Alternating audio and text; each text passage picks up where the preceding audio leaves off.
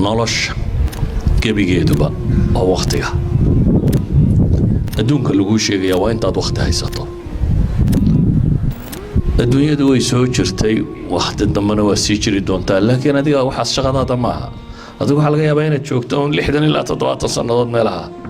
adiga adduunkaagu waa intaad dadka kale adduunkiisa waxba kama gelin adiga adduunkaagu waa maanta dhalatay ilaa iyo maxay intaad ka dhibanayso waa 60 sannadood 60kaagii sannadood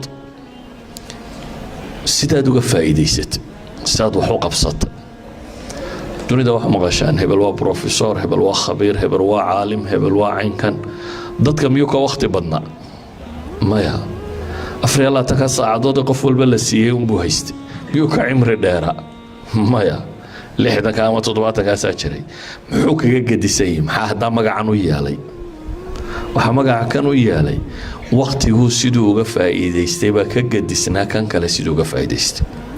waxa u dhaxeeyay waa inta qofna waqtigiisii ayuu wax macna la galiyay wax adduunka ama macna kule ama aakhira macna kule galiyay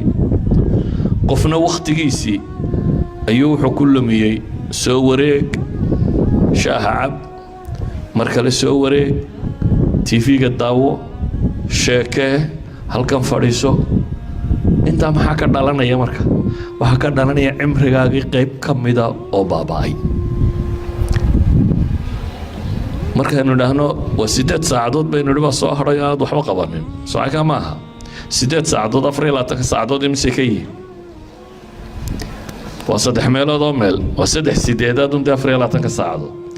ka waran cimrigaaga 60 sano haddii lagu yiraahdo 20 tuur ilaa 8 saacadood cimrigaaga waxay uga dhigantaa imisa 20 ma uga dhigantaa hadaynu dhahno 60 baad jiraysay 3 60 ku weeyaan haddii lagu yiraahdo 40 qaado oo dhimo waa kugu adagtay qof walba waa ku adagtay dee hadda maxaad u dilaysaa adigiiba waxaad leedahay waxaan qabtaan garan waayo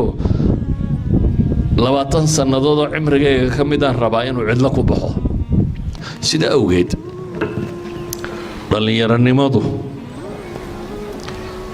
waa marka uu qofku u caafimaad badan yahay waa marka uu ugu waqti badan yahay waa marka nolosha waxa ku xeerana dhibta ku haya ugu yar yihiin laakiin haddaan waqtiga ka faa'iideyn waa markuu ugu doqonnimo badan yahay waayo hadhow markaad weynaato ayuunbaad calaacali doontaa odhan doontaa maxaa waqti dhaaf